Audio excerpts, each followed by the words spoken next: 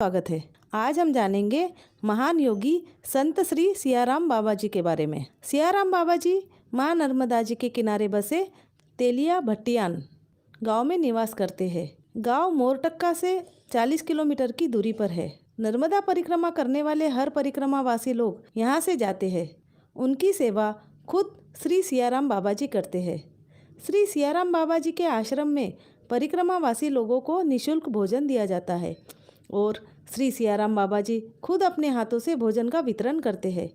परिक्रमावासी लोगों को सदाव्रत भी प्रदान किया जाता है, जिसमें दाल, चावल, तेल, नमक, मिर्च, कपूर और अगरबत्ती और बाती भी दी जाती है, ताकि परिक्रमावासी को आगे कहीं ज़रूरत पड़े तो इन चीज़ों का इस्तेमाल हो सके। और अगर जो लोग वहाँ पर थोड़ी देर के लिए ही जाते हैं नर्मदा परिक्रमा करने के लिए, उन्हें भी बाबा जी थोड़ा नाश्ता बोल के मुरमुरा और चूड़ा मिक्स करे वाला रहता है, माचिस, अगरबत्ती और बिस्किट का पैकेट और जलाने के लिए फूल बत्ती देते हैं। श्री सियाराम बाबा जी हमेशा लंगोट पहनते हैं। सर्दी रहो, गर्मी रहो या बरसात रहो, सियाराम बाबा जी कोई कपड़ा नहीं पहनते।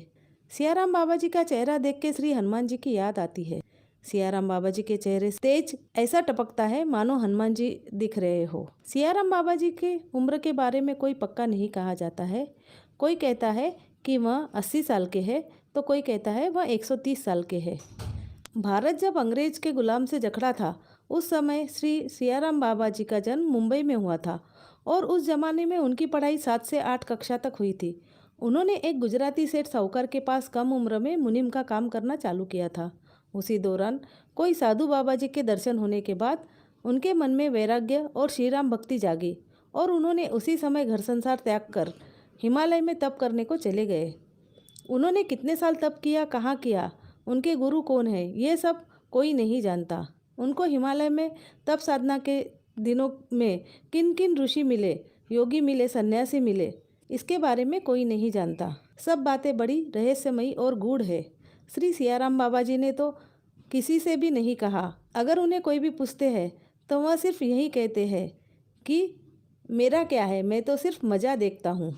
खरगोन जिले के भटियान गांव के अंदर बूढ़े बुजुर्ग लोग कहते हैं कि सियाराम बाबा जी अपनी युवा अवस्था में गांव में आए थे। वे करीबन 65 साल पहले यहाँ पर आए थे। सियाराम बाबा जी ने एक छोटी सी कुटिया बनाई और उसमें वे रहने लगे। वहाँ पर उन्होंने श्री हनुमान जी की मूर्ति स्थापित की। रोज़ सुबह शाम राम नाम का जप और तुलसीदास रचित रामचरितमानस रामायण का नित्य पाठ करते थे। ऐसा कठिन व्रत, तप, उपासना उन्होंने 12 साल की उम्र में दौरान ही सियाराम बाबा जी ने मौन व्रत धारण किया था। किसी से कुछ बात नहीं किए। गांव वालों को कुछ पता नहीं चला कि ये बाबा जी कौन है, कहाँ से आए। श्री सियाराम बाबा जी ने 12 साल का मौन व्रत तोड़ा तो पहला शब्द वे बोले सियाराम। तब से गांव वाले उनको सियाराम बाबा कहते हैं। कुछ 25-30 साल पहले एक बार गांव के कोई छोटे वर्ग जाति के आदमी ने रामचरितमानस को हाथ लगाकर प्रणाम किया और श्री हनुमान जी की मूर्ति को भी हाथ लगाकर प्रणाम किया। गांव के कुछ ऊंची वर्ग जाति के लोगों को यह बात पसंद नहीं आई, क्योंकि वे वक्त छुआछूत के मसले में समाज में बड़ी दुविधा थी। उसके चलते उस वक्त गांव में बड़ा बवाल हुआ और काफ़ी झगड़ा हुआ था। श्री सियाराम बाबा जी तो महान संत है। उनके लिए जाति धर्म कोई मायने नहीं रखता। उनके लिए तो सभी लोग एक समान हैं। उनको यह बात पसंद नहीं आई।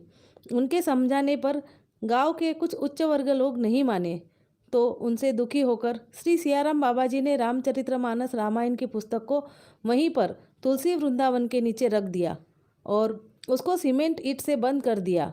तब से वहीं पर रामचरितमानस रामायण की पुस्तक वहीं पे दफन है। आज तक सियाराम बाबा जी ने वह रामचरितमानस रामायण की पुस्तक को बाहर नहीं निकाला। कई बार माँ नर्मदा जी के बाढ़ का पानी की वजह से पूरे गांव के घर पानी में डूब जाते हैं। सभी गांव वाले उस बाढ़ के हालत में गांव छोड़कर ऊंची जगह सुरक्षित चले जाते हैं, पर श्री सियाराम बाबा जी अपना आश्रम मंदिर छोड़कर कहीं नहीं जाते। माँ नर्मदा जी के बाढ़ में वे अपने आश्रम मंदिर में बैठकर रामचरितमानस रामायण का पाठ करते रहते हैं। जब बाढ़ का पानी पूरी तरह निकल जाता है और गांव वाले लोगों को सियाराम बाबा जी को देखने आते हैं, तो सियाराम बाबा जी यही कहते हैं कि माँ नर्मदा जी आई थी, दर्शन और आशीर्वाद दे के चली गई। माँ से क्या डरना, वो तो मैया है। सियाराम बाबा जी रोज़ सुबह नर्मदा मैया में नहाते हैं और राम नाम का जप करते हैं और नर्मदा परिक्रमावासी लोगों की सेवा करते हैं। ऐसा माना जाता है कि सियाराम बाबा जी राम भक्त हनुमान जी के अवतार है। श्री सियाराम बाबा जी के आश्रम मंदिर में बंदर और कुत्ते आराम से रहते हैं और वे किसी को हानि तक नहीं पहुंचाते हैं। वे बड़े विरले संत हैं। नर्मदा परिक्रमा करने जो भी व्यक्ति इस गांव से होकर गुजरता है, उनको भोजन बाबा खुद अपने हाथ से देते हैं। आगे के रास्ते के लिए हर तीर्थ यात्री को सियाराम बाबा का ऐसा है कि वे कोई भी यात्री आ जाओ, कोई अगर उन्हें कुछ भेंट देना चाहे तो वे 10 रुपये के अलावा कुछ नहीं लेते। एक बार की बात है, एक ऑस्ट्रेलिया से कोई भक्तगण आए और उन्होंने एक 500 रुपये की नोट उन्हें दी, तो बाबा ने 490 रुपये उन्हें वापस किए।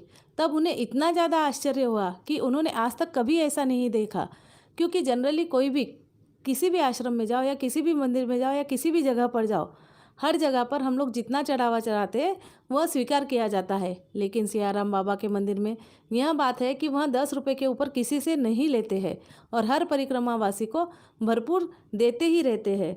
इसके अलावा वहाँ पर जो भी चढ़ावा आता है फ्रूट के रूप में बोलो, वह सबका सब वहीं पर काट कर जितने लोग भक्तगण आते हैं उन्हें बाबा स्वयं अपने हाथों से देते हैं। जब बाबा से बात हुई तब बाबा ने बताया कि वह सिर्फ रात में एक ही बार भोजन करते हैं और वह भोजन उनके गांव के मुखिया के यहाँ से आता है।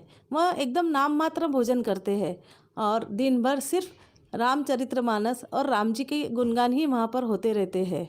धन्यवाद। अगर आपको यह वीडियो तो इसे लाइक कीजिए, शेयर कीजिए।